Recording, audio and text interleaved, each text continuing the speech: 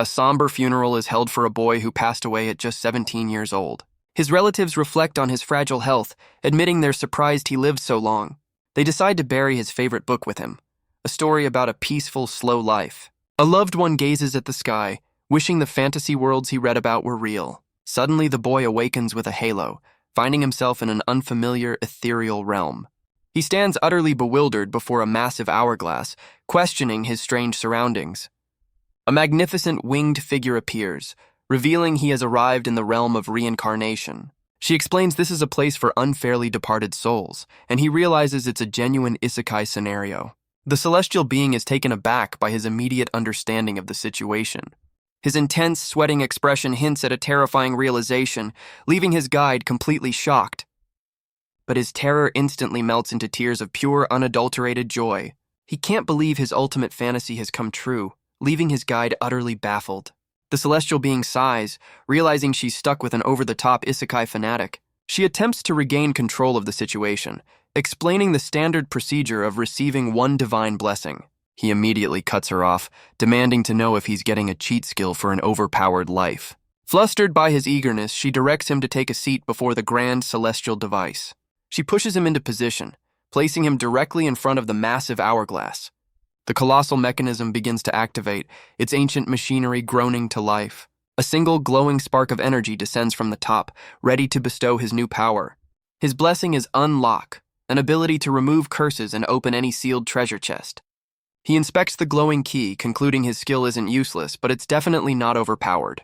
He erupts in frustration, absolutely livid that this is not the cheat skill he was promised.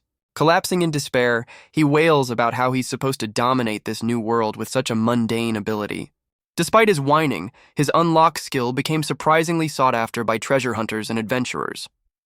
Years later, a scholarly man approaches him with a special request and a shocking revelation. The client guides him through ancient ruins, explaining he's been conducting research on a recent discovery. He's presented with the subject of the investigation, a massive, dormant golem on a pedestal. The researcher reveals he's also a reincarnator and has never seen a golem like this in his 20 years here. A wicked grin spreads across the boy's face, thrilled by the prospect of a truly powerful seal.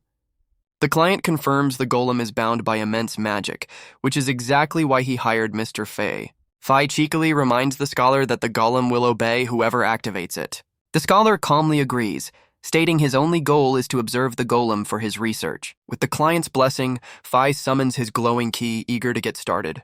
Bracing himself with a manic grin, he prepares to finally unlock his destiny. He unleashes his power, and a cascade of complex magical seals materializes around the golem's throne. The golem's face remains impassive, as Fray internally gloats about commanding such a rare specimen. His face twists with delirious hope, convinced this is the moment his overpowered isekai legend finally begins. The ancient golem begins to stir, its stone body shifting for the first time in ages. To his and the scholar's astonishment, the massive golem stands fully unlocked and operational. Flustered and blushing, he stammers out a greeting, attempting to introduce himself as its new master. But before he can give a command, a sudden sharp impact throws his world into chaos. Fray stares in disbelief as a blade pierces through his back, a betrayal he never anticipated. The scholar smirks, calling Fray's move foolish as he watches his victim fall. He coldly explains the loophole. If the activator dies, command rights are transferred to the nearest person. Fray collapses in agony, cursing the scholar who so masterfully stole his destiny. The ancient golem, identifying itself as Dantua River, turns to the scholar, awaiting its first order. With a triumphant roar, the scholar declares himself the golem's one true master. Fray, bleeding out on the floor, desperately tries to reclaim his authority over the construct he unlocked. With a final surge of fury, he commands the golem to recognize the scholar as its enemy. The scholar, realizing Fray is still alive, lunges forward to deliver the final silencing blow. The golem executes a swift, decisive action against the scholar. The golem addresses Fray, awaiting further instructions. The celestial being observes the scene, seemingly perplexed. Fray lies injured, his face etched with pain. The golem stands motionless, its massive form looming over Fray. Fray finds himself back in the ethereal realm, halo intact. He reacts with surprise, finding himself once again in the reincarnation realm. He stands before the hourglass, disoriented and questioning his location. The celestial being explains the purpose of the realm. She expresses shock at his swift return. He furiously retorts that he's obviously back because he was killed again. The celestial being asks if he's still not satisfied, and he confirms he absolutely is not. He dramatically demands god-tier cheat skills, powerful enough to one-shot dragons. His face twists with desperation, screaming that he won't be happy unless he's completely overpowered. The exhausted guide tries to explain that blessings are random, but he radiates an aura of pure discontent. She tries to get a little gratitude out of him, but he's already marching back toward the celestial device. He impatiently throws himself into the seat, demanding she just get on with the reincarnation. Clasping his hands, he desperately pleads with the universe for a proper cheat skill this time around. With a sigh of resignation, the celestial being activates the hourglass once more to bestow his next blessing. She reveals his new skill is provoke, already sensing this will be another useless ability. His second reincarnation grants him the provoke skill, forcing all enemies to target him. He quickly realizes this isn't a cheat skill, but a surefire way to get himself killed again. Years later, his Death Wish ability finally proves useful as he lures a furious dragon away from a village. Despite saving the day, he's furious that his life is about running from danger, not dominating it. Just as he's about to be caught, a mysterious cat girl named Tyuko calls down to him from the sky. She innocently asks if he's enjoying a game of tag with the giant beast. Fray desperately confirms it's a game where losing means certain death. With a sigh, Tyuko decides she has no choice but to intervene. She dives towards the dragon, preparing to end the game with a single powerful move. Tyuko unleashes an overwhelming attack, completely obliterating the dragon and the surrounding landscape. Tyuko playfully checks on Fray, her so-called playmate, after the immense explosion. Buried in the debris, Fray weakly manages to thank his overpowered savior. He recalls their shared past, revealing they were born on the same day and grew up together. A flashback shows a time when he was the strong one, protecting a timid Tyuko from harm.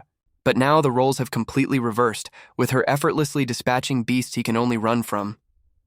As Fray laments his own weakness, a rustle in the nearby bushes signals they're not alone. Just as he suggests returning to the village, a second, smaller dragon emerges from the woods.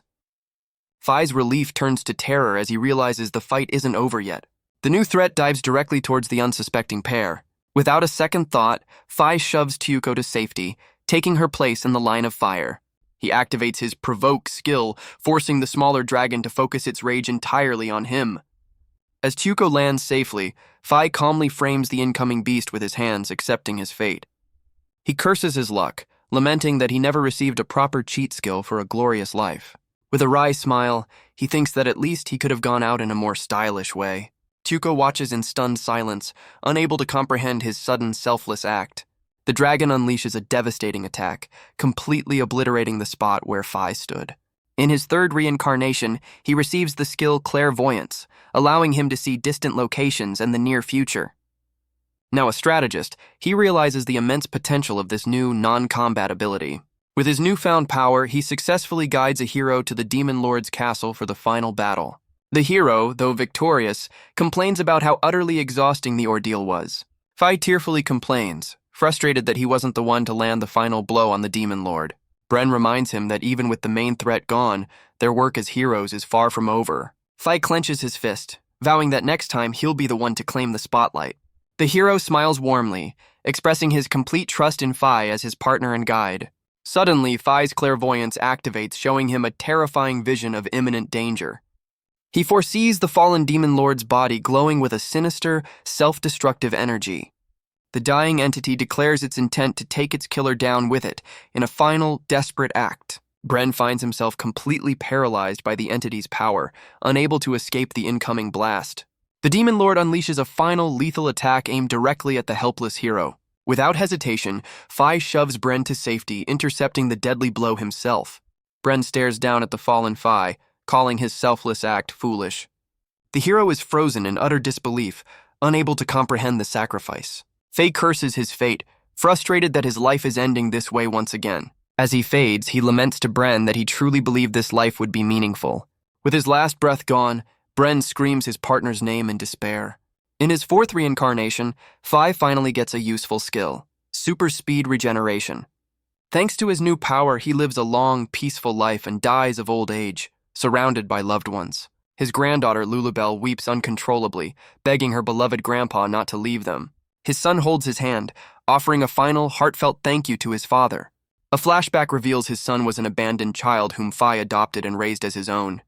Fay tells his weeping family that being with them made him the happiest man alive. His granddaughter tearfully vows to become a master mage and resurrect him. With his final breaths, he tells her not to waste her magic on an old man like him. The family listens in sorrow as he admits to having one final regret. As he passes, his true regret is revealed. He never got to be completely overpowered. He awakens once more in the ethereal realm, young again and wearing a halo. Fay stands before the hourglass, resigned to the fact that he has returned. He turns in surprise as a familiar winged figure descends before him. The celestial being furiously demands to know why he's back after having such a perfect, peaceful death. Fay calmly explains that at the very end, he realized his one true desire was still to be overpowered. The furious guide shoves him into the chair, scolding him for holding up the entire reincarnation process. Completely fed up, she impatiently waves him off, eager to get rid of him.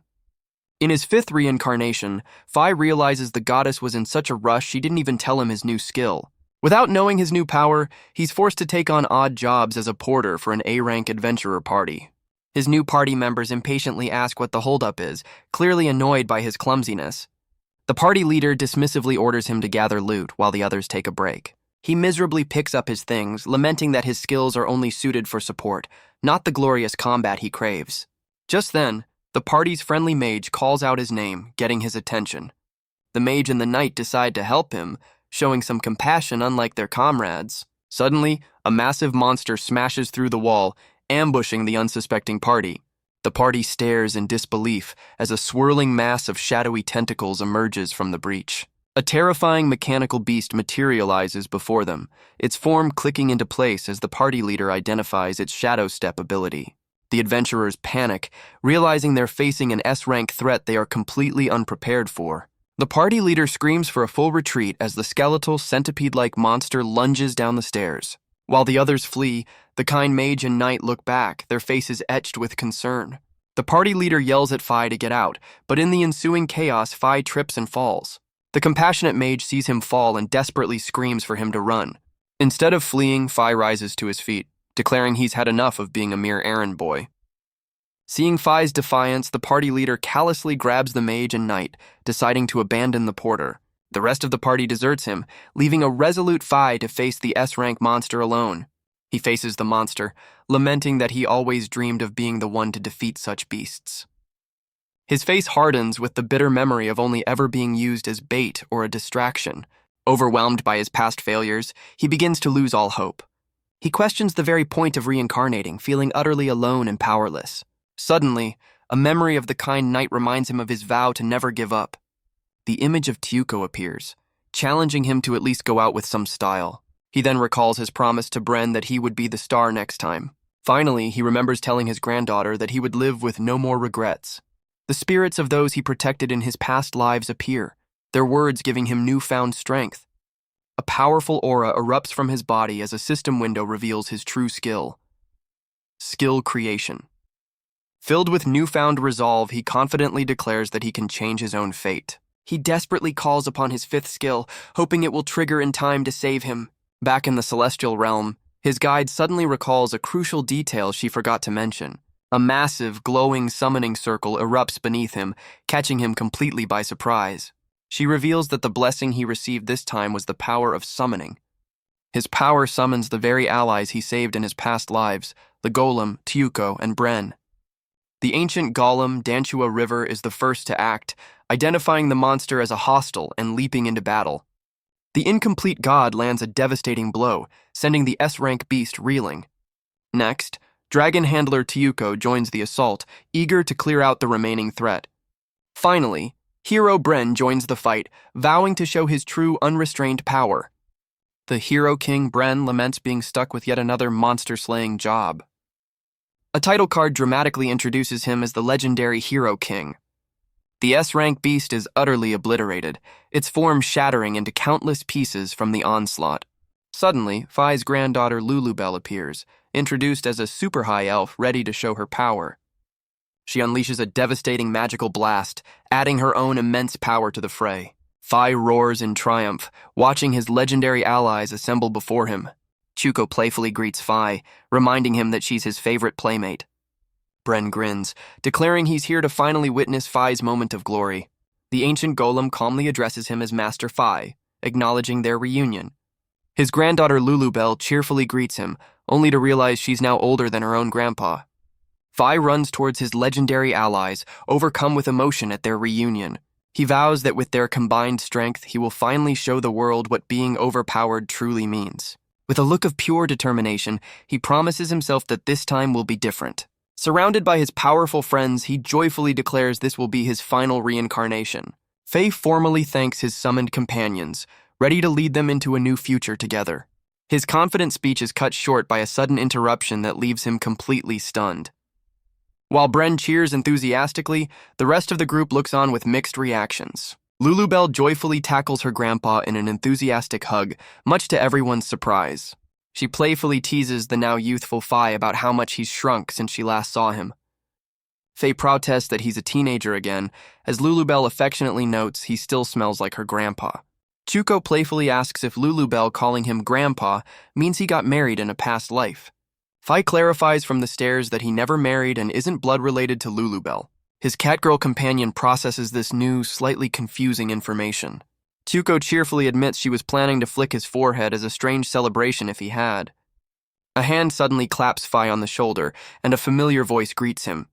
The hero king Bren appears with a wide grin, happy to finally see his old partner again. The two friends have an energetic reunion, catching up after their time apart. Bren's confident demeanor falters as he sheepishly admits he spent all his reward money. Fai is stunned to learn the hero king went on a drunken castle-buying spree and is now in massive debt. With a relieved thumbs up, Bren thanks Fai for the summons, which saved him from his debt collectors. The ancient golem, Danchua River, formally addresses Fai from the top of the stairs. With a bow, she expresses her regret for never having the chance to properly thank him. Fai is taken aback, barely processing that his first summoned ally is speaking to him. She thanks him for freeing her from the ancient seal, a memory that flashes through Fai's mind. The golem pledges her unwavering loyalty, vowing to obey his every command.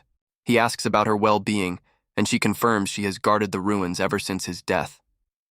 Danchua River seems perplexed by the idea that she could rely on her master. Fai cheerfully insists that their partnership will be a two-way street. She offers herself as a simple tool for his convenience, ready to be used as he sees fit. Fai rejects this notion, declaring he'd much rather consider her a true companion. Danchua River pledges her loyalty and companionship to Fai. Bren asks what the group's next move will be. Lulubell suggests reporting the monster's defeat to the guild. The group decides to wait outside the guild while Lulubell reports. Fai asks Lulubell if she's going alone. The summoned allies decide to stay hidden for now. Fai agrees that keeping a low profile is a good idea. Fai volunteers to go to the guild himself. The others express their desire to accompany him. Fai returns to the guild, surprising the other adventurers.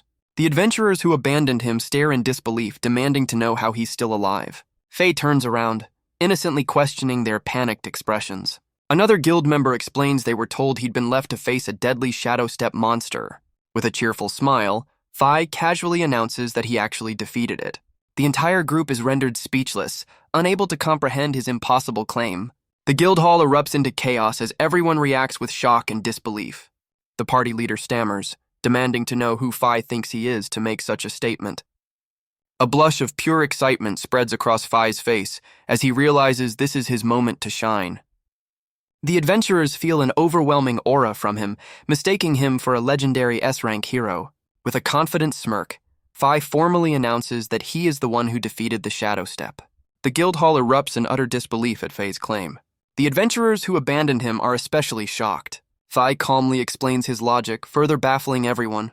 The adventurers begin to consider the possibility of his victory. The guild hall explodes with excitement and awe. Fai is showered with praise and hailed as incredibly powerful. He finally basks in the spotlight he always craved. Fai revels in the thrill of being recognized as overpowered. He thanks his summoned allies and the goddess for this moment. A mysterious figure interrupts the celebration. Lulubell watches from outside, realizing her grandpa is just saying whatever he wants at this point.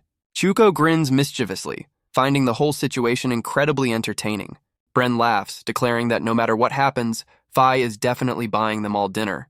Danchua River quietly questions if it truly counts as Fai's victory, since he used his summoning skill. The summoned party waits outside, with Tyuko and Bren playfully bickering while Danchua remains composed. A hand suddenly grabs Fai's shoulder, bringing his triumphant moment to an abrupt halt. The interrupter is revealed to be Lavi, a formidable S-rank adventurer who questions the truth of his story. She offers to recommend him for S-rank if he's not lying, but her expression shows she has serious doubts. Lavi states there's a much more reliable way to confirm his unbelievable tale. Fai's confidence shatters as he realizes she wants to go and check the monster's corpse for proof. Lavi points her weapon directly at Fai, challenging him to a duel in front of the entire guild. She taunts him, suggesting that if he truly defeated a shadow step, then taking her on should be no problem at all. Fai's bravado completely evaporates as he realizes he's been called out by a legendary S-rank adventurer he can't possibly beat. He frantically decides that any cowardly excuse is better than being utterly pulverized by her. His mind races for a way out, considering any lie that will save him from the fight. But he remembers the cheers and awe from the crowd, the very recognition he's been dreaming of. Fai falls silent, weighing his pride against the very real threat of a humiliating defeat. Lavi stares him down, her intense gaze demanding an answer. After a moment of tense silence, Fai makes his decision. With a confident smirk, he accepts the challenge, ready to show her the power of the man who took down the shadow step. His summoned allies watch from outside, each offering their own unique brand of encouragement. The reality of the situation crashes down on Fai as he realizes he has no chance of actually defeating Lavi. But just as despair sets in, a sudden, brilliant idea flashes through his mind. He mentally kicks himself for getting drunk on the crowd's praise and digging himself into this hole. He devises a new strategy. He doesn't need to win, he just needs to look like he won. His mind races, realizing he might be able to use his seemingly useless past skills to his advantage. He plans to combine the powers of Unlock and Clairvoyance for a surprising gambit. Lavi impatiently tells him to grab his sword, but Fai remains frozen in place, seemingly hesitant. He grips a simple tool, knowing he only has one shot to pull off his audacious plan. With a burst of resolve, he charges forward, ready to put his desperate strategy into action. Fai lets out a desperate cry as he charges headfirst towards the S-rank adventurer. The formidable Lavi watches his reckless advance, completely unfazed by his apparent aggression. He activates his clairvoyance skill, tapping into his future sight to predict her next move.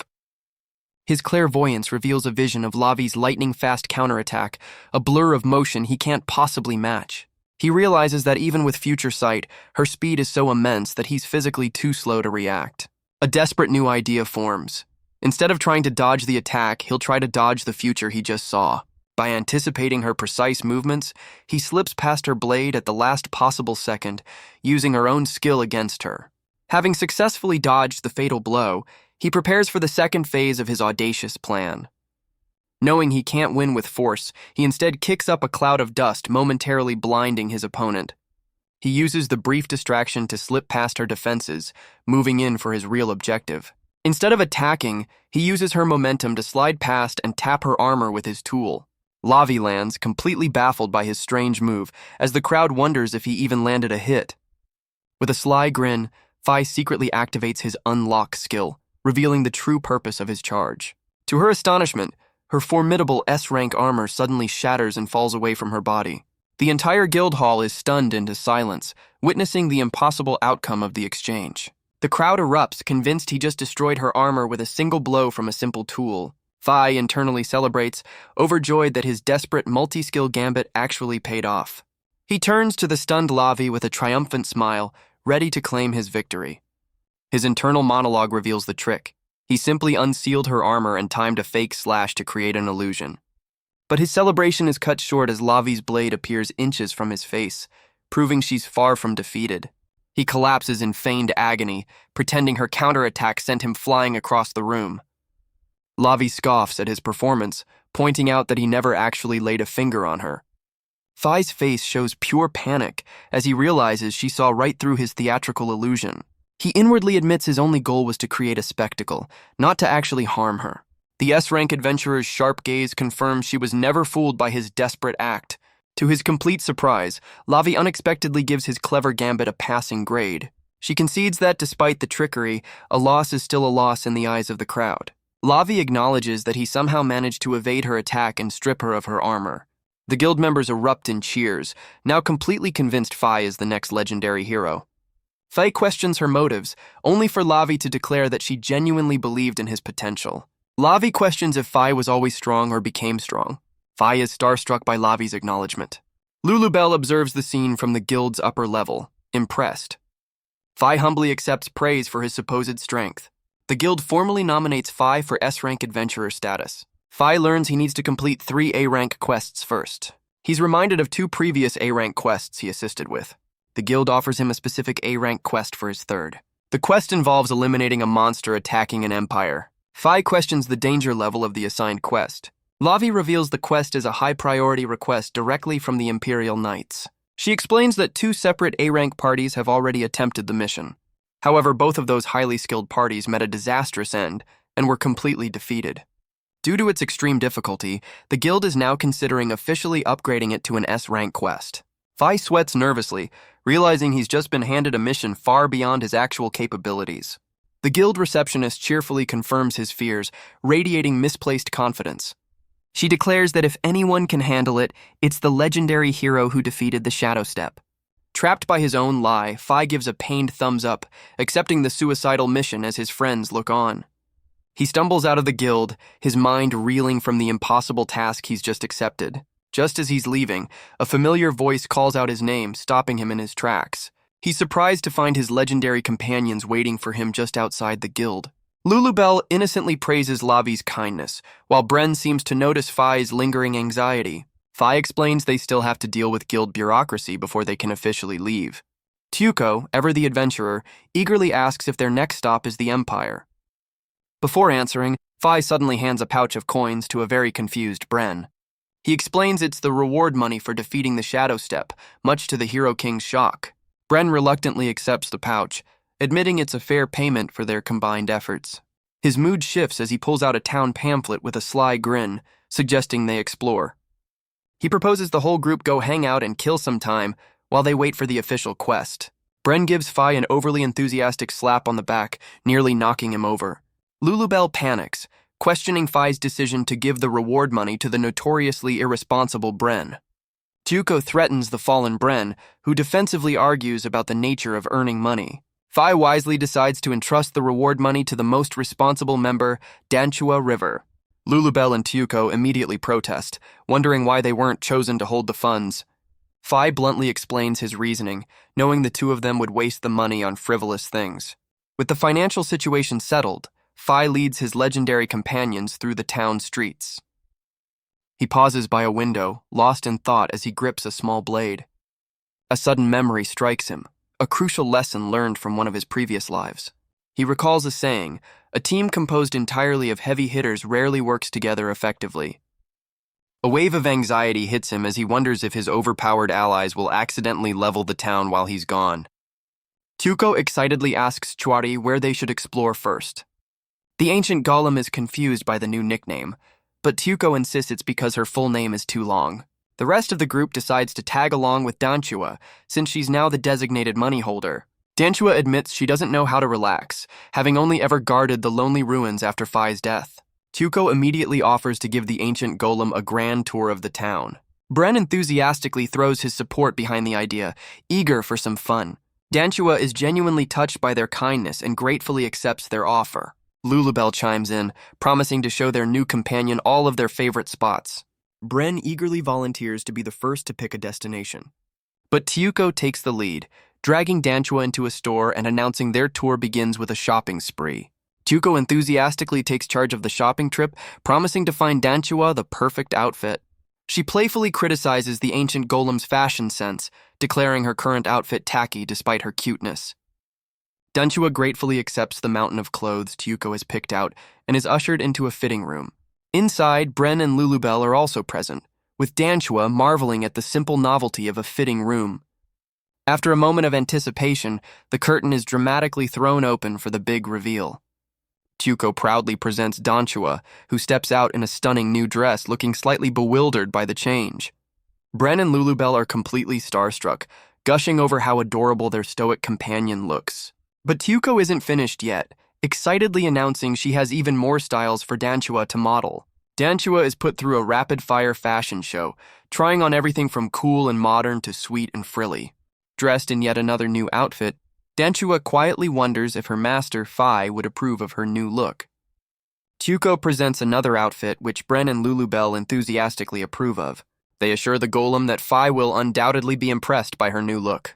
But the delicate fabric instantly tears apart on Danchua's powerful frame, leaving her in tatters. Tyuko stares with wide eyes before calmly advising that this particular outfit is probably not a good choice.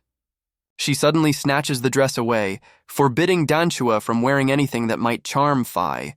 Lulubell and Bren try to distract her, suggesting she should find a new outfit for herself instead. A blushing Tyuko considers the suggestion, agreeing that it's a fair point. As the group leaves the shop, a clerk thanks them while another employee panics in the background. The distraught employee holds up the shredded remains of the expensive dress, horrified by the damage. The head clerk calmly tells him to stop worrying, implying the wealthy adventurers paid for everything. The head clerk calmly explains they were fully compensated for the damaged item. Her employee panics, revealing the dress was made of supposedly indestructible wyvern leather and cost a fortune. The employee lets out a cry of pure professional despair over the loss. He wails that the dress was marketed as being impervious to damage from both monsters and adventurers. The furious head clerk vows to confront the supplier who sold her the falsely advertised goods. Back on the street, a triumphant Tyuko asks her companions where their tour should take them next. Lulubell eagerly volunteers, announcing it's her turn to pick their next destination. She leads them to a new building, her eyes sparkling with anticipation. With a grand gesture, she reveals their next stop is a massive, sprawling bookstore. Lulubell spins in delight, completely captivated by the scent of ink and ancient wisdom. Lulubell explains that reading is the best way to learn about a new place's culture and trends. As they wander the vast bookstore, Danchua worries that the complicated books are beyond her. Lulubell reassures her, suggesting they start with beautifully illustrated picture books. She pulls a specific book from the shelf, inviting the ancient golem to read it with her. The story begins with two small, fairy-like characters in a land filled with wonder. Danchua becomes completely captivated by the charming tale, her hands clasped in focus. Lulubell is deeply moved by the story's end, wiping away tears of pure enjoyment. She turns to her stoic companion, eagerly asking for her opinion on the book. Danchua blushes, admitting with a sparkling gaze that she found the story utterly fascinating. Having discovered a newfound love for reading, she decides to simply buy all the books that catch her eye. The clerk thanks them for their purchase as the group leaves, laden with bags. The clerk wonders aloud if a particular book will ever be returned to the store. The elven shopkeeper reveals that the book has a dangerous curse that drains the reader's mana. He explains that countless mages have tried to read it to test their power, only to collapse from mana exhaustion. Whenever a reader fails, the story cuts off, and the book magically reappears on the shelf. The clerk questions the ethics of selling such an item, but the owner cheekily admits it's a bestseller. The clerk then reveals that the young lady just read the entire cursed book aloud, leaving the owner utterly speechless. Back on the streets, Tyuko asks the group where their tour should take them next. Bren sighs dramatically, pointing out they've already spent a fortune on clothes and books. He declares with a renewed spark that there's only one logical destination left for them to visit. Bren reveals his grand plan is to win back all their money in a high-stakes casino gamble. Danchua questions his strategy, but Bren insists his yelling is a countermeasure against the casino's tricks. With a dramatic flourish, Bren throws the ball, putting all his faith in this one game. Lulubell wisely advises Danchua to ignore Bren's gambling-fueled madness. To everyone's surprise, the ball begins to glow with an unnatural, fiery energy. Against all odds, Bren hits the jackpot and celebrates his massive winnings. His celebration is cut short as a shady figure with a knife suddenly confronts him. Danchua reveals Bren's strategy was just copying her bet, while Tyuko admits she wanted to see him fail. The thug demands the money, dismissing Bren's win as nothing but dumb luck. Bren hypocritically lectures the man on earning money honestly, much to Lulubell's amusement. The thug declares that Bren's luck has run out, cornering him in the alley. He lunges forward demanding the winnings, but Bren remains completely unfazed by the threat. Lulubell and Tyuko's eyes widen in shock as they sense the shift in Bren's demeanor. In a blur of motion, the Hero King unsheathes his legendary sword. The foolish thug continues his charge, screaming as he runs toward his doom. Lulubell watches in horror, realizing Bren is not holding back his true power. With a single elegant strike, Bren effortlessly neutralizes the attacker. The Hero King looks down with utter disdain, annoyed at the interruption. The thug's weapon shatters into countless pieces from the sheer force of the blow. Bren calmly sheathes his blade, informing the defeated man that his foolishness is over. The defeated thug looks up as his younger siblings run towards him in a panic. His siblings reveal they brought all their money, desperately hoping he could afford their mother's medicine. Lulubell observes that the children's meager savings won't be nearly enough to cover the cost. The man is overcome with despair, realizing his desperate actions were all for nothing. Back in the present, Fai is suddenly snapped out of his thoughts by a familiar voice. Tyuko makes a chaotic entrance, crashing into Lulubell as she loudly announces their return. Fei calmly welcomes back his companions, who have all returned from their town tour. Danchua expresses her gratitude, admitting she had a lot of fun experiencing the town. Tyuko cheerfully mentions their spending spree, while Bren sweats, recalling his own contribution to the bill. Fei looks over the town with a soft smile, pleased that his companions enjoyed themselves. He looks at his legendary companions, realizing his fears of them clashing were completely unfounded. Fei announces they'll head to the Empire tomorrow, giving the group a full day to relax. Meanwhile, in a sinister Imperial throne room, a man kneels in submission before his masters. The Imperial Knight Commander realizes with dawning horror that he's being manipulated. A shadowy figure congratulates the kneeling man, Mihail, for successfully arranging the deception. The dark entity then informs him that the next sacrifice is being prepared for their arrival. Back with the group, the Hero King Bren is suffering from a severe case of motion sickness. Danchua carries the flailing Bren, who is not enjoying their high-speed aerial journey. As Fai spots their destination, the others try to keep the panicked Hero King from falling. The party finally arrives, looking down upon the vast and imposing Komareya Empire. Lulubell admires the beautiful city while Bren complains that his legs still feel like jelly from the flight. She refocuses the group, reminding them their mission is to defeat the monsters attacking this very empire. Fai blushes with excitement, thrilled that completing this quest will officially make him an S-rank adventurer. As they walk the streets, the party notices a strange lack of damage, wondering if the monsters are small. Fai decides their first step is to meet the Knight Commander who issued the request, looking toward the castle. The camera pans over the peaceful farmlands and villages surrounding the imperial capital. The group stands before the massive, imposing castle, their ultimate destination. Tyuko energetically announces their arrival as the party confidently strides through the castle gates. At the top of a grand staircase, a contingent of imperial knights formally awaits their arrival. The Knight Commander steps forward, thanking the adventurers for answering the Empire's call for aid. The commander introduces himself as Mihail, while Fai formally announces their arrival for the monster quest. The rest of the legendary party introduces themselves, each with their own unique flair. With a sly grin, Mihail gestures towards a private room, suggesting they begin the strategy meeting. The commander confirms Fai's role as the party leader, and Fai nervously agrees. Fai's eyes sparkle with excitement at the thought of participating in a real strategy meeting. Mihail dramatically declares that the meeting will now commence. He then leads Fai away, telling the rest of the party to wait and enjoy the Empire's finest tea. Mihail offers a flimsy excuse that the meeting room is too small for the entire group. Bren looks disappointed to be left out, even as a knight serves him a cup of tea. The rest of the party is left behind, looking on with varying degrees of suspicion and annoyance. Mihail begins to brief Fai, explaining the nature of the monster that has been terrorizing the Empire. He reveals the creature's deceptively simple name, Rob, as a sinister image flashes on screen. Fai finds the name underwhelming, thinking it sounds far less dangerous than the shadow step he supposedly defeated. However, Mihail insists Rob was so vicious that it effortlessly defeated the Empire's strongest knights. Fai remains skeptical, noting the complete lack of destruction in the city around them. The commander clarifies that the monster didn't attack indiscriminately, but instead presented the Empire with a specific condition. Mihail's expression darkens, conveying the terrible nature of the monster's ultimatum. Fei looks down at the peaceful city, questioning what kind of condition could be so dire. With a chilling smile, the commander confirms Fai's suspicion that something is deeply wrong. Mihail reveals the monster's horrifying demand, a steady supply of human sacrifices. Fai is left speechless, sweat beading on his face as the horrifying truth sinks in. He confronts the commander, unable to believe the Empire would sacrifice its own people. Mihail coldly explains that sacrificing citizens would be counterproductive to their goals.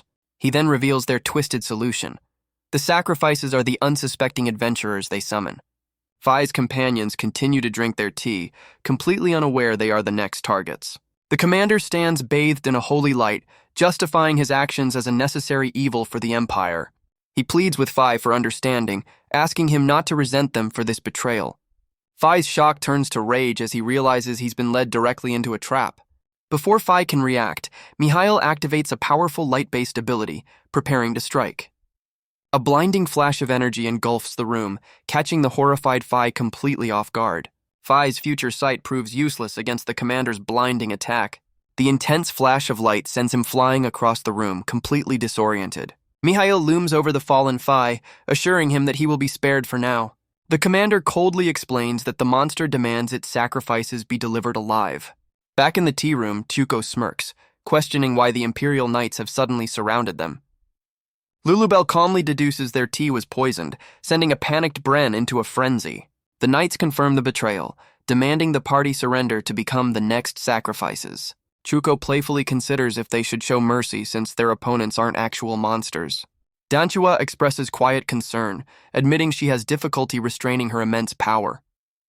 The nervous Knights threaten the unfazed group, completely bewildered by their lack of fear. Lulubell calmly corrects the Knights, clarifying that what they're doing isn't considered resistance. Bren casually adds that they're merely brushing off some dust, not actually fighting back. Meanwhile, Fai groans, struggling to his feet after being knocked unconscious by the commander. He finds himself in a vast, empty chamber, lying at the bottom of a tiered sacrificial altar. Mihail reveals that this is the very place where they deliver sacrifices to the monster, Rob. The commander coldly informs Fai that his companions will be brought to the altar soon enough. The Imperial Knights desperately try to justify their actions, claiming it's the only way to save their empire. Fai's expression turns to one of mocking disgust, sarcastically admiring their method of protection. With a sharp clap, he dismisses their pathetic excuses, completely unimpressed by their moral dilemma. Mihail steps forward, declaring that he takes full responsibility for this treacherous decision. Fai clenches his fist, furious at himself for walking directly into their obvious trap. He tries to find a silver lining, noting that at least they are being kept alive for the moment.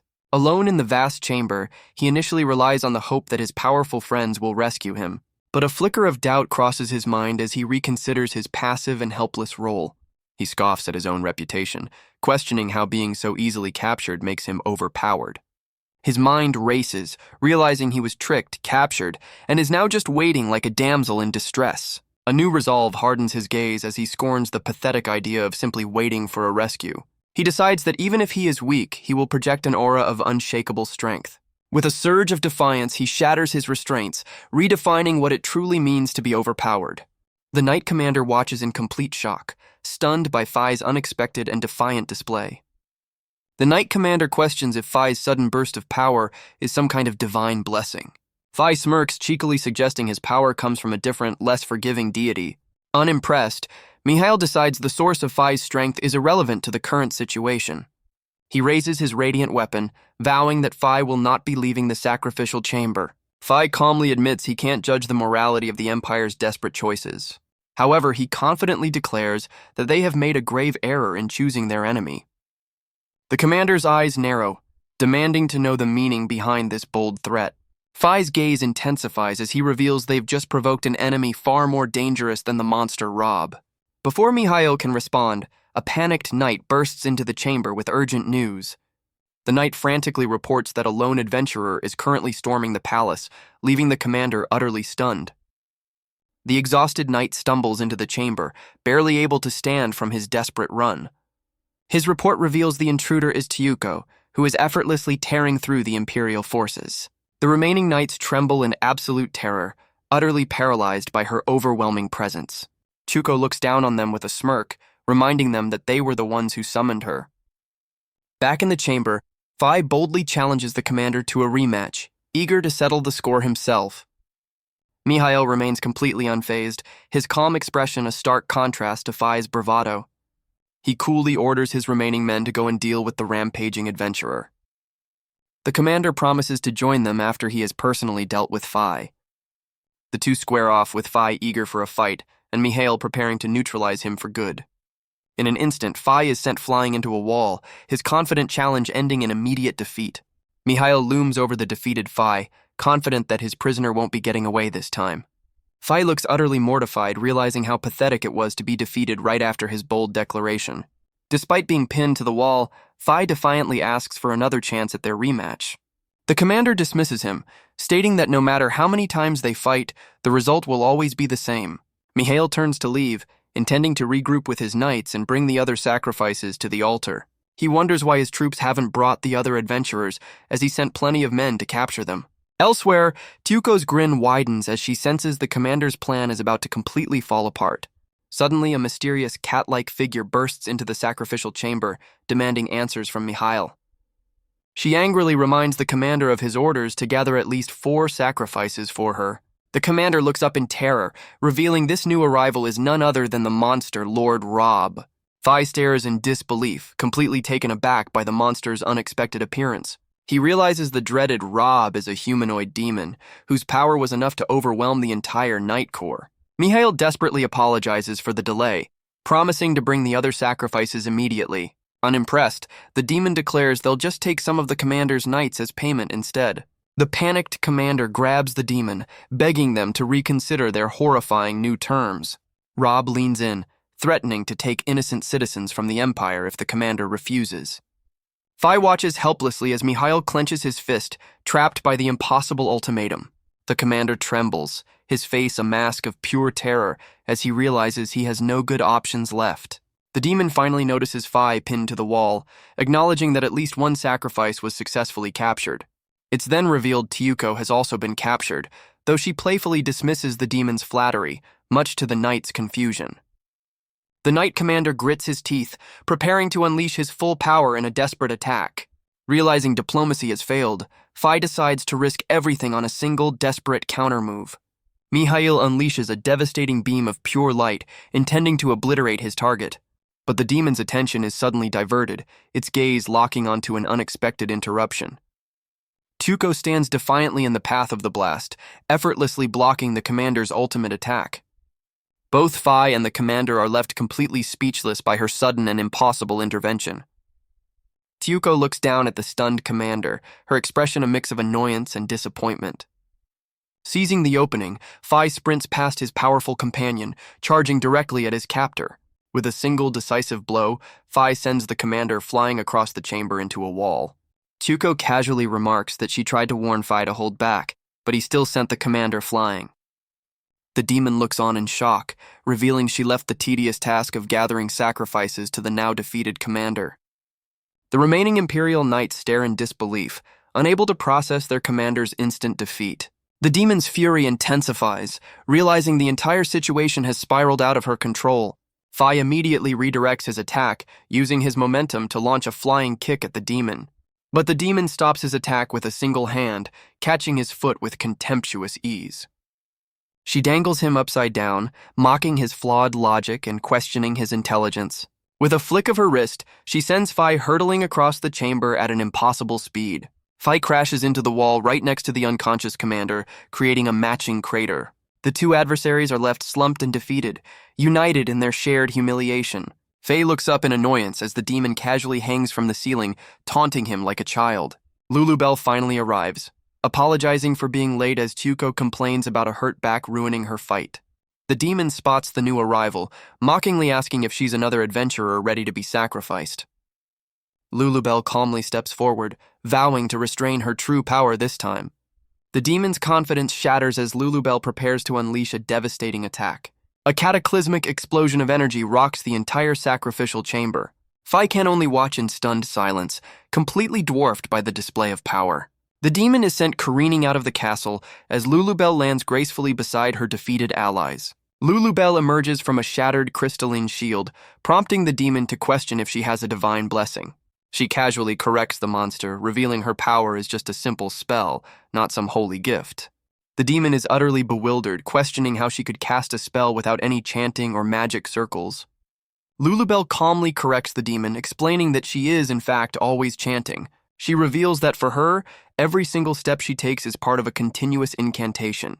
The ancient elf elaborates that even the smallest gesture, like brushing her hair, fuels her magic. With a confident wink, she declares that a single blink is all the chanting she needs to cast her spells.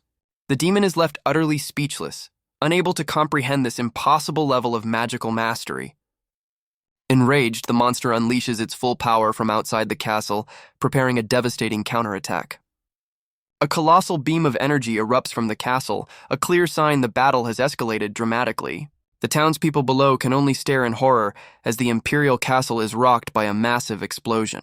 A pillar of destructive energy tears through the sky, signaling a clash of unimaginable power. Fai and the defeated commander watch on, their faces pale with shock at the godlike battle unfolding.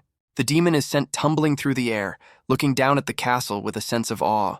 Lulubell calmly notes that skipping an incantation to that degree should render a spell useless. Realizing her opponent's strength, she decides it's time to stop holding back her true power. The ancient elf covers her eyes, focusing her immense energy for the next phase of the battle. With a final warning, she unleashes another devastating blast, slamming the demon against a far wall. Fai can only watch through a shattered reflection, completely bewildered by the escalating power levels. Lulubell quickly pulls Fai to safety, shielding him from the destructive shockwave. He looks back in disbelief, seeing the unconscious commander still slumped against the wall amidst the chaos. The demon struggles to its feet, battered and bruised but still defiant. With a sinister grin, it declares its intention to return the favor, ready for another round. The demon looks utterly bewildered as it's sent hurtling through the air from the force of the blast. Lulubell calmly brushes her arm as the demon admits to underestimating her true strength. The ancient elf smiles, revealing her specialty is healing magic that can mend any wound in an instant. Rob looks on in shock, realizing Lulubell's arm has completely regenerated from what should have been a fatal blow. The demon acknowledges that Lulubell's healing ability is on a completely different level than her own regeneration. Lying amidst the rubble, Rob declares that she no longer needs to restrain her power against such a worthy opponent. Lulubell's shoes begin to crumble into dust, signaling she's also preparing to unleash her full might. She warns the demon to prepare for serious damage, conjuring a massive shield of dark energy. With a single step, the ancient elf unleashes a devastating beam of pure magical force. The demon is sent flying once more, realizing with dawning horror that Lulubell's every movement is a spell incantation. Lulubell takes a step, and the very ground trembles with magical power. Rob, the demon, tries to counter with a complex magical circle.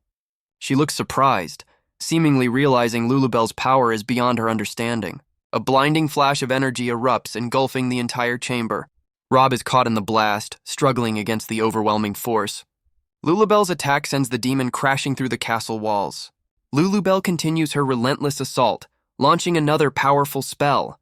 Fai and Mihail watch in awe as the battle rages outside. Lulubell explains that even her smallest actions are woven into her continuous incantations. Rob struggles against the constant barrage of spells, realizing she's outmatched. With a single elegant step, Lulubell utterly crushes the demon, smugly declaring the quest complete. The once feared demon lies defeated and dazed, while Lulubell casually strikes a pose, completely unbothered. Tyuko celebrates their easy victory, while Fai admits he expected nothing less from the powerful elf. Noticing the scrapes on Fai's face, Lulubell kindly offers to patch him up with her magic. Fai watches in amazement as his injuries vanish in a flash of sparkling light, leaving him completely healed. She winks, proudly revealing that healing magic is her true specialty, honed more than any other skill. Fai is overcome with emotion, humbled by the sheer scale of her power and kindness. Lulubell playfully teases Fai, reminding him of his destructive, mana-uncontrolled youth, much to his embarrassment. Despite his embarrassment, he can't help but feel immense pride, calling his granddaughter a prodigy for her unique casting style. Thrilled by the compliment, Lulubell cheers like an excited child, demanding her grandpa keep the praise coming. Lulubell humbly dismisses her power, claiming she's only truly skilled at healing magic. A grateful Fai gives her a thumbs up, thanking her for saving them from the trap. Lulubell beams with a wide, cheerful smile, happily accepting his gratitude. The camera pans over the ruined landscape as Fai reflects on his mixed feelings. He admits his embarrassment at being saved by his granddaughter, but she just hugs him reassuringly. She reminds him that in this world, they are the only family they truly have left. The two share a warm, familial smile, their bond strengthened by the recent battle. Their tender moment is interrupted as the defeated demon Rob begins to stir nearby. The dazed demon sits up, completely bewildered and questioning what just happened to her. Faye calmly points out that she was knocked unconscious as Rob looks up in a state of utter panic. The demon looks down in shock, realizing her wounds have completely disappeared. Lulubell calmly reveals she not only healed the demon, but also erased her old scars as a bonus. The bewildered demon demands to know the reason behind this unexpected act of mercy. Fray and Tyuko loom menacingly over the demon, with Fray stating he has some questions for her. Lulubell chimes in with a deceptively sweet smile, asking if she'll be willing to answer. The once mighty demon deflates, sighing in resignation before her captors. The interrogation begins as Fray demands to know why she was gathering sacrifices and kidnapping humans. The demon claims ignorance, stating she was only following orders and knows very little. She vaguely recalls the plan involved recreating a powerful demon relic, possibly a mask that was stolen by humans. She ultimately dismisses their questions, claiming she's just a low-ranking grunt with limited information. Fray looks on in disbelief, struggling to accept that the powerful demon was just a low-level grunt. Lulubell theorizes that the demons needed human test subjects to recreate their stolen relic. She realizes this means the previously captured adventurers might still be alive somewhere. The demon cheekily confirms their survival, assuming the experiments haven't already begun. Fray decides their next move is to head to the Adventurers Guild for more information. He orders Lulubell to restrain their captive, who is instantly bound by powerful magic. As the group prepares to leave, the defeated Knight Commander calls out, stopping them in their tracks. Mikhail weakly asks if they aren't going to arrest him for his treachery. Fray turns back with a look of genuine confusion, questioning why they would do that. The commander is stunned, reminding Fray that he was the one who lured them into the trap. Lulubell comforts Fray, acknowledging the difficult situation. Fray processes the events, seemingly accepting the commander's explanation. Lulubell points out that Mikhail was only trying to protect his people. The demon interjects, claiming other adventurers wouldn't have fared better. Mikhail looks distressed, possibly regretting his actions. Fray expresses respect for the commander's difficult decision. Tyuko teases Fray for his laziness, finding humor in the situation. The group bids farewell to the commander, preparing to depart. Mikhail calls out to Fray, seemingly having something more to say. Fray turns back, a thoughtful expression on his face. The defeated commander offers his sincere thanks as the group departs from the ruined castle. Their investigation takes them back to the familiar site of the Adventurers Guild. Inside, two guild members wonder about Fray's whereabouts, learning he's away on the Empire quest. They decide to brief him on an important matter upon his return. Another adventurer joins them, knowingly remarking that a certain event is approaching. A group of adventurers excitedly discusses how Fray has become their new hope, replacing a former champion. The camera reveals a massive coliseum, the stage for the upcoming guild competition. Meanwhile, Fray and Lulubell share a laugh as they drag their panicked, magically bound captive along. Elsewhere, a mysterious hooded figure and other powerful adventurers observe from the sidelines. Back at the guild, the receptionist enthusiastically thanks Fray for successfully completing the Empire's dangerous quest. The receptionist vows on the guild's pride to locate the kidnapped adventurers, and Fray promises his help. She then requests that Lulubell keep the magical restraints on their demonic captive for the time being. With all the formalities out of the way, the receptionist prepares to finalize his reward. She presents him with his new S-rank adventurer card, officially confirming his promotion. Fray's hands tremble slightly as he reaches out to accept his long-awaited prize. Overcome with joy, he erupts in a triumphant cheer, clutching his new S-rank card. His celebration is interrupted by fellow adventurers, who eagerly ask if he'll join the upcoming guild competition. A crowd quickly gathers to congratulate him, their cheers echoing through the guild hall. Fray looks around at the excited crowd, suddenly realizing the annual competition is upon them. It's revealed that this year's prestigious event will be held in the Royal Duchy. The camera reveals the competition's new venue, the beautiful flower capital in the Flax domain. Fray questions the change of location, recalling it was always held at the guild's training grounds. An adventurer reveals the grand prize is a legendary family heirloom, the Mask of Transcendence. Fray admits his ignorance about the mask, prompting another adventurer to explain its significance. The man recounts the legend of the mask, which grants immense power and was used to defeat countless demons. Fray connects the dots, realizing this could be the very mask the demon Rob was searching for. His eyes gleam with ambition, seeing the mask as his chance to become truly overpowered by his own strength. While Fray schemes, other adventurers question the Flax family's strange generosity in offering such a prize. Fray's train of thought is suddenly interrupted as he has an unexpected realization. A mysterious masked woman arrives, calling out to someone named Lavi, hinting at a new player in the game. A young adventurer excitedly asks the masked woman if she's joining the competition, hoping they can team up. The boy is left stunned when the masked woman flatly refuses to participate this year. She scoffs at the idea, declaring she has no interest in the nobles' political games. The masked woman adds that even if she did join, she believes their team wouldn't stand a chance of winning. Her companion desperately argues that they need her for the 3-on-3 tournament format. The young adventurer looks on in confusion, not understanding her pessimistic outlook. She finally reveals the daunting truth. Legendary SS rank adventurers are rumored to be joining the competition. The boy is left completely speechless, his confidence shattered by the news. The term SS rank hangs in the air, representing an insurmountable obstacle. It's revealed these legendary figures possess power far beyond S rank, potentially rivaling even the summoned heroes. The masked woman expresses her disdain for the SS rank adventurers, questioning their sudden interest in the competition. Her companion notes that these legendary figures have never bothered to participate in the past. She turns away, advising him to sit this one out as well, dismissing the entire event. The young adventurer questions if her fear of the SS ranks is the true reason she's backing down. He suddenly erupts with passion, declaring her hatred for them is the perfect reason to join and defeat them. The boy argues that winning the mask and earning fame by beating an SS rank is a worthy goal.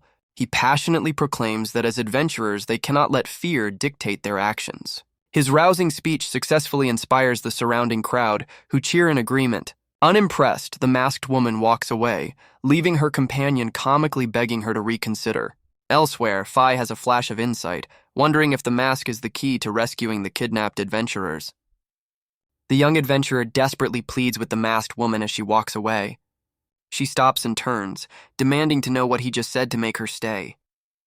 He reveals the demon's true purpose was to recreate a stolen relic, the very mask up for grabs. He connects the dots, suggesting they could win the mask and trade it for the kidnapped adventurer's freedom. The masked woman falls silent, her posture suggesting she's seriously considering his desperate plea. The boy insists that winning the mask is their only hope to guarantee everyone's safe return.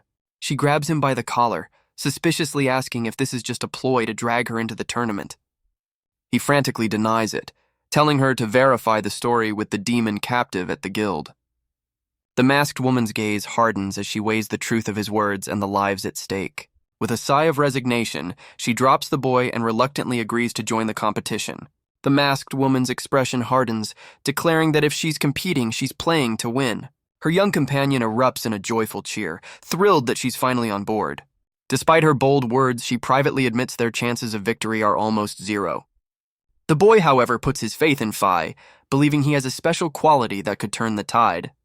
Watching the other boastful adventurers, the masked woman questions if betting on Fai was the right decision. The crowd eagerly asks who will be the third member of their newly formed team. An onlooker suggests that the magician Nakoru has already agreed to join their party. The masked woman concedes that recruiting the strongest A-rank adventurer is a logical choice. The young adventurer decides he needs to inform the rest of his own party about their new plan. He tells the masked woman to prepare, as they are all heading to the Flax domain that very night. Meanwhile, Lulubell and Tyuko overhear the news about the upcoming guild competition. Tyuko declares that if Fai is entering a dangerous fight, she absolutely has to be there by his side. With a determined glint in her eyes, she confirms her decision to join him is non-negotiable. Elsewhere, the masked woman and her companion arrive in the beautiful city of flowers, the Flax domain. The young adventurer marvels at the extravagant city, impressed by its people and architecture. He turns to his masked companion, asking about the whereabouts of their third teammate, Nakoru.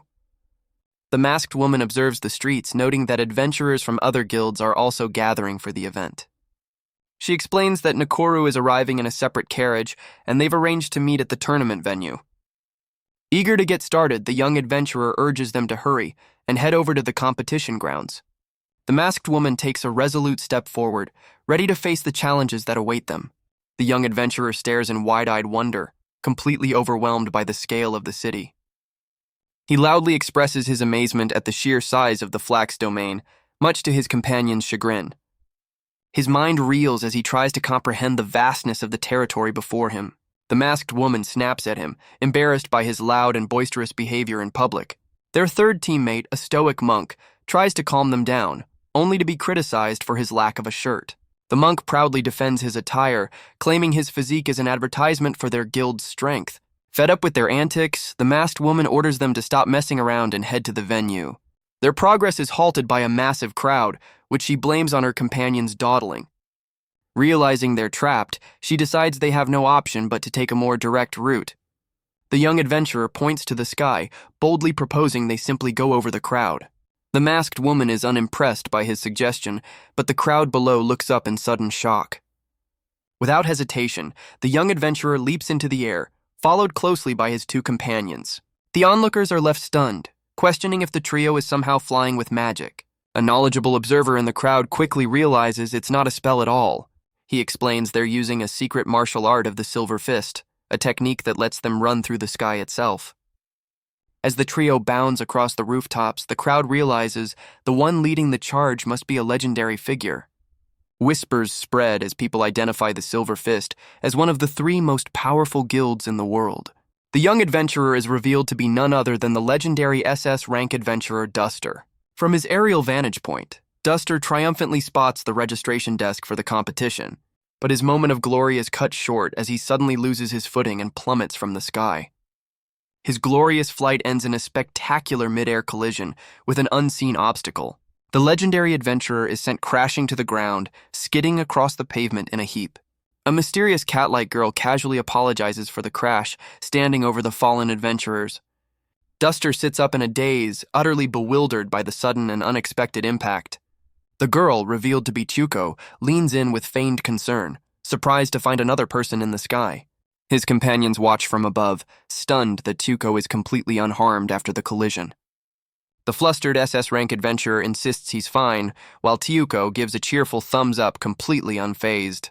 Regaining his footing, Duster points at Tyuko, eagerly asking if she's also an adventurer here for the competition.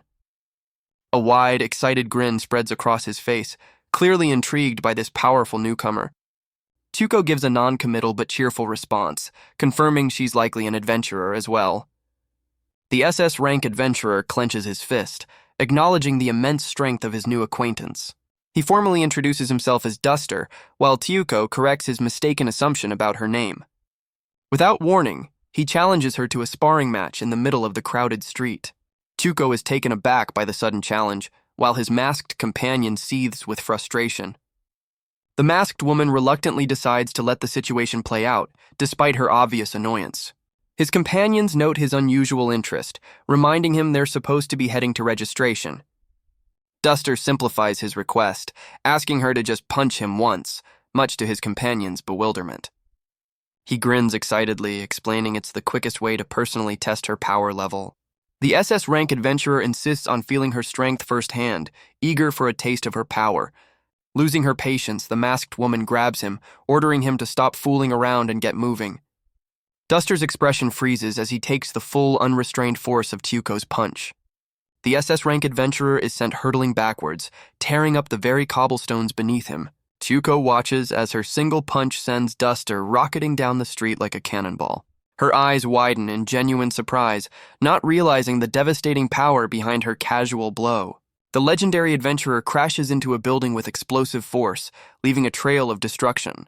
The masked woman is left completely speechless, her jaw dropping in utter disbelief at the scene. Tyuko casually inspects her fist, seemingly unfazed by the immense power she just unleashed. With a cheerful wave, she bids them farewell, leaving the stunned adventurers in a cloud of dust. The masked woman snaps out of her shock, shouting after the departing catgirl. His companions can only stare at the aftermath, with the monk admitting the result was unexpected.